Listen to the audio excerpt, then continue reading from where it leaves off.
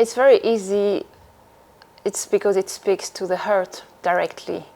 I think it's a very sincere music from a very sensitive genius, and it goes directly to the soul of the listener. I think it's because it's also very poetic. Yes. Yeah, playing or listening to Chopin is like you're hearing his thoughts. Yes.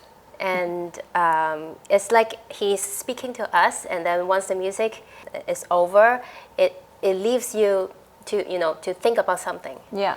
And I thought it's not many musicians or composers could do that.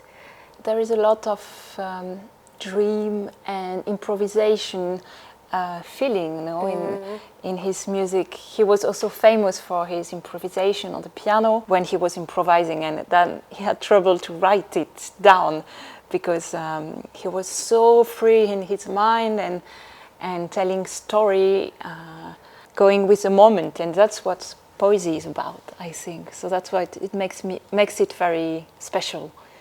Exactly, and I think. Also with his writing of the music, all his harmonies and how he pairs with such lyrical and beautiful melodies.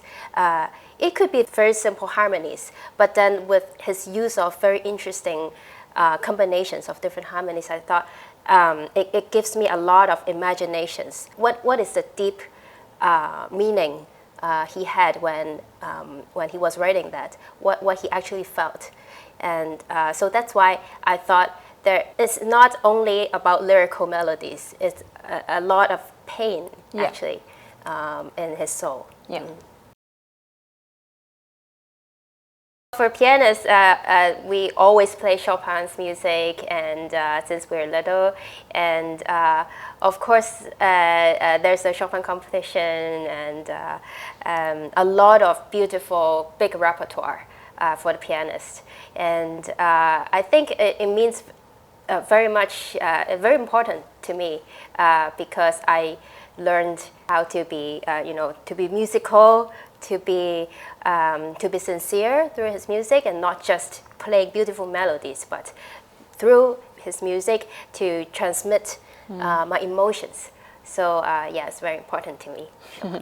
Yeah, and for me it was always a rising star at the horizon, that I was listening to Chopin all my childhood and all the time. I love this music so deeply, the piano concertos also, and as it was not for cello, it's also for me like holidays. It was not pieces that I was going to play, apart from the cello sonata that I always played. The cello sonata is the first sonata I played in a recital. Oh, wow. So I think I always had a very deep and specific love for Chopin.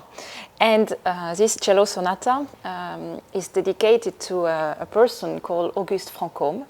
It's written on the score, à mon ami, so to my friend Auguste Franchomme. And I always thought, who is this lucky guy? And some years ago, I got a cello on a loan from a foundation, the Nippon Music Foundation. And this cello was Franchomme's cello. So I discovered that this cello inspired Chopin and played with Chopin. And then I really wanted to give life to Chopin through the cello, and especially this cello. That's how Chopin became very important and very big in my life, because I started to look for new scores, and I found treasures. I found many transcriptions that Franchomme wrote for cello and piano, or for four cellos, and yeah, at the end I spent 2 or 3 last year busy with Chopin, which is an incredible luck and happiness to do that.